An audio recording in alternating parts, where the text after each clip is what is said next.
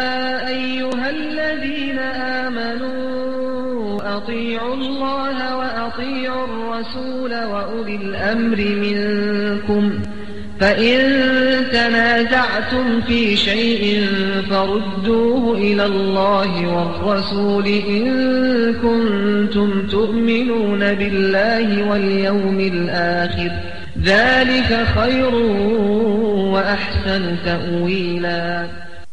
Assalamu alaikum wa rahmatullahi wa barakatuhu. I welcome you to another episode of Islam Q&A. It gives me great pleasure to be here once again. And inshallah ta'ala, we will answer your questions live on the air. Before we take any callers, I just want to talk a few minutes about this episode, this program that most of you inshallah are aware of, that will appear tomorrow on one of the local television stations, Channel 4, called Dispatchers. And in this program, what they have done is that they have secretly videotaped some of our own brothers and sisters, some of the scholars and du'at and students of knowledge. They have secretly videotaped certain lectures that they gave and cut and pasted certain things that they said in order to make them appear in a very negative and a very evil light. And really this is very distressing news to hear, because now is not the time we need to get more and more attention, negative attention towards the Muslims. Such an attitude is a very unhealthy attitude. And what really and truly strikes me about this particular program, they had a secret, quote-unquote reporter. It means probably somebody who looks Asian, Muslim, whatnot, going into the mosque and recording these things privately. And they spent months investigating specific, scholars and specific du'at. And they then snippeted, cut and pasted bits and pieces of the many talks that they gave. And they took, obviously, anything that they didn't like. Now, a number of things to be pointed out here. Firstly, it is really distressing that all of the good that they must have heard, without a doubt, being in a masjid for so many months and filming so many khutbahs and those secretly, private camera, how much good did they hear? How much did they hear that the people, the ulama, the sheikhs are telling the people, be charitable, be good, love Allah and His Messenger, come close to Allah, be religious, be spiritual, be good to your neighbors, give a da'wah to Islam. How much message they also must have heard about being good citizens of this country as well. As me and you both know, there are hardly any people out there that are really and truly militant. These are such a small minority amongst us. The vast majority of Muslims, the vast majority of people understand that we are citizens of this country, even if we disagree with certain foreign policies. That doesn't mean that we do anything to the people of this country. We are citizens and we are Muslims. They must have heard this message, must have without a doubt, along with all of the good. For them to ignore all of this good and take 5, 10, 15-second clips, this shows an evil in the heart, in all honesty. To ignore all of the good that must have come from the tongues of our brothers in Islam, and to pick and choose these bits, this shows something very problematic and evil in the hearts. The second thing is that they are labeling this group of people with a label. And they are telling, as if the other Muslims, oh, you must disassociate yourself from this group of people. And they have chosen this label, they call it Wahhabi, or they call it Salafi. And they say, this is what the Wahhabis teach, this is what the Salafis teach. Now, if you look at what they are teaching and what they are saying, much of it is something which is general to Islam. Okay, some other brother says something about homosexuality. He doesn't like homosexuality. Is homosexuality a sin only to this one group in Islam that they have invented, Wahhabis? No Muslim calls himself a Wahhabi. Is this thing only something negative to this one group that they will reject and ignore all the other groups? Similarly, other statements that were made, nothing is intrinsically to one particular group. Most of it is general Islamic statements. Some of them are ayat and ahadith that they have again cut and pasted. Ayat and ahadith only. They have cut and pasted and said this is coming from a Wahhabi training and a Wahhabi seminary. SubhanAllah, brothers and sisters, look beyond the stereotype. Look beyond what exactly is being planned. What is being planned is to cut and break the Muslim community. No doubt we are different groups. No doubt there are various splinter groups amongst us. But to discuss the differences of these groups, there is a time and place amongst the Muslims. We don't need to get the non-Muslims involved in this dirty baggage between this group and that group.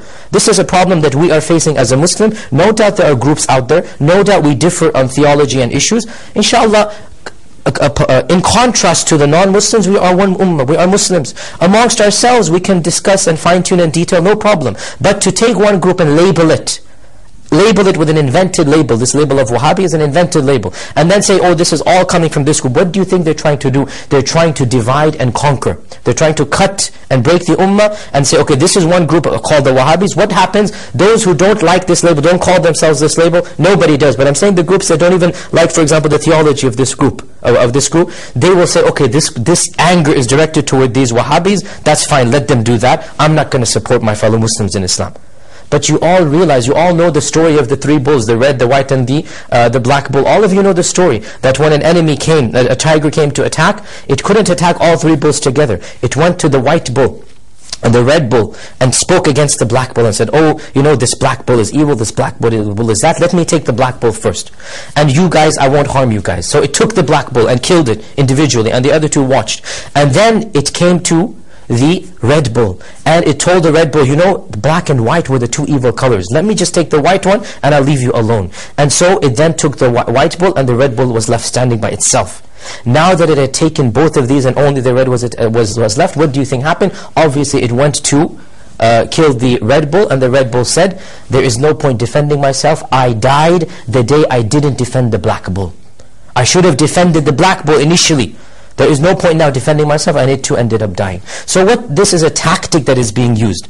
Look at, as I said, the evil intentions of ignoring all the good and concentrating on the evil. And now look, taking general things in Islam. We believe homosexuality is a sin. It is a crime against Allah subhanahu wa ta'ala. Are we going to do something against homosexuals? No, we're not. This is not our country or our land. But we're allowed to speak against it, are we not? Our country has promised us the right of freedom of speech. If you think homosexuality is permissible, you go and say that. I think it is a sin. Allow me the right to say that. Allow me the right to say that this is an aberration against God. So what if we say it? Does this mean we're inciting violence? Inciting people to do anything? No. We believe homosexuality is a sin. We also believe premarital sex is a sin. We believe extramarital sex is a sin. What is the problem in saying this, that they have to pinpoint? And subhanallah, the issue of homosexuality, is this something even only Islam says is a sin? Every single Orthodox Christian and Orthodox Jew believes the same thing. Are they spreading hatred and violence and terror? Look at the double standards. Look through the hype, and don't be taken in by this.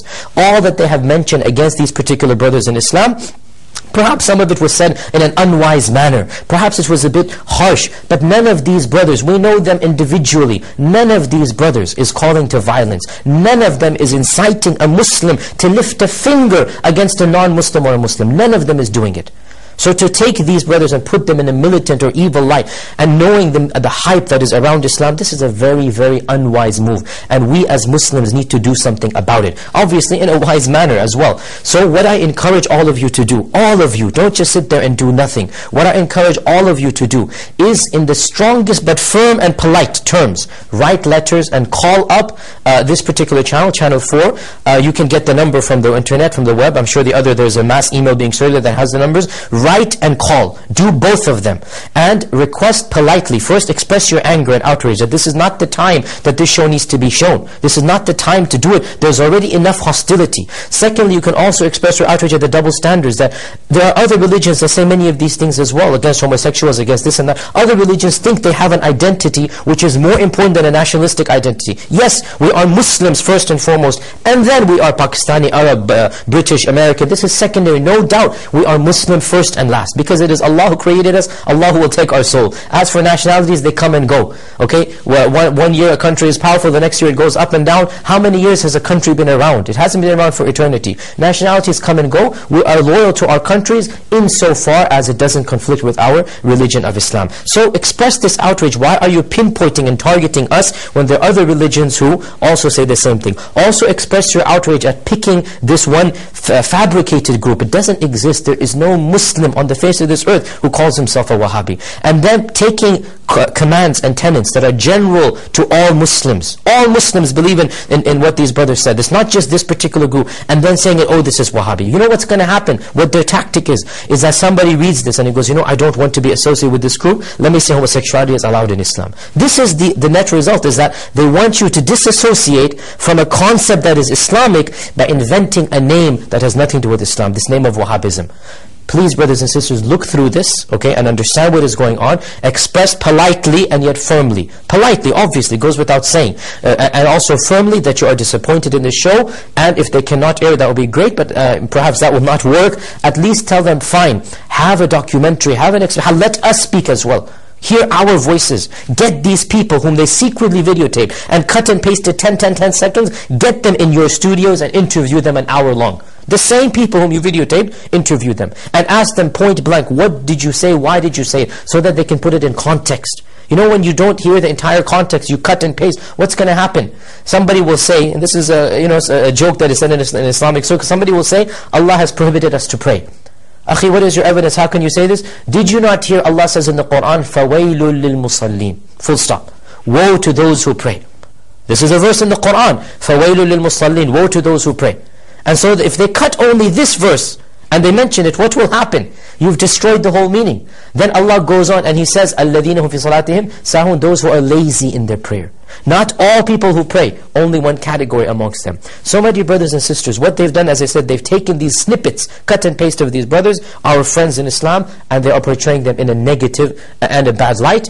I ask and I urge all of you to take a stand, unite up. We all know, brothers and sisters, we all know that when they speak out against other religions, when they speak out against specific countries, we all know that the people who believe in those religions and in those countries, they gather together, all of them, and they unite in their condemnation of any show that might be against Israel, might be against the apartheid available in Israel and the evil that is done to our Palestinian brothers and sisters. It is hardly possible for a documentary to be shown, showing this dhulm and injustice done upon the Palestinians. And if it is done, if they do such a documentary, how many are the calls and how many are, what happens in terms of emails and letters? Why can't we do something similar? This is a tactic that they are using. We need to show we are united. Ignore all labels. We are all Muslims right now. In this particular time and place, for this situation, we need to ignore all labels. No doubt, in certain times and places, we need to discuss the inter-theological differences, but not now and not in this time and place. So the beginning message, and I apologize for making this so long, but I felt very strongly about this, that it is our duty as Muslims to stand behind the people whom we know are not the way they're portraying them to be. Stand behind our brothers and sisters in Islam. Take a stand, be united, and tell them that you have misquoted, and you let them at least come on air and correct these things, or put it in a proper perspective. Sometimes, brothers and sisters, I myself, I'm standing in a lecture audience, there are hundreds of people in front of me, I'm not conscious of every word that I say. I'm not thinking of the repercussions, the ramifications of every specific sentence. And I say something that later on I think, subhanAllah, I shouldn't have phrased it that way. It's not appropriate to take a live lecture of somebody when they're not fully, paying attention to everything, and take 10 seconds. Yes, some of the stuff that is said, I believe it was said in an unwise manner. And if I were to say it, I would say it in a very different way. But none of the stuff, none of it is calling for violence. None of it is inciting the Muslims to do anything to the non-Muslims. No doubt, if there is a person who is telling other people to go and kill themselves and blow themselves on this, no doubt it is our duty to prevent that and to stop them ourselves, turn them into the police if you know for a fact that they're going to do something that is haram in Islam. No doubt. But these brothers, we know them, and they're not like that. So dhulm was done to them, injustice was done to them.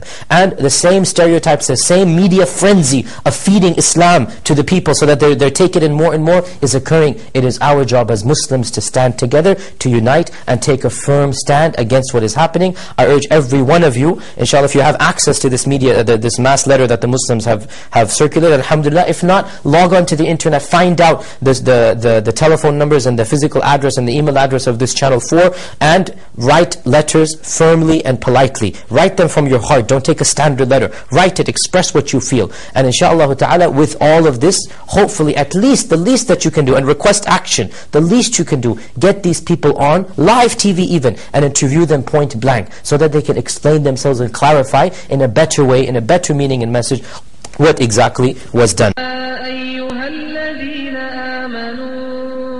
أطيعوا الله وأطيعوا الرسول وأولي الأمر منكم فإن تنازعتم في شيء فردوه إلى الله والرسول إن كنتم تؤمنون بالله واليوم الآخر ذلك خير وأحسن تأويلا.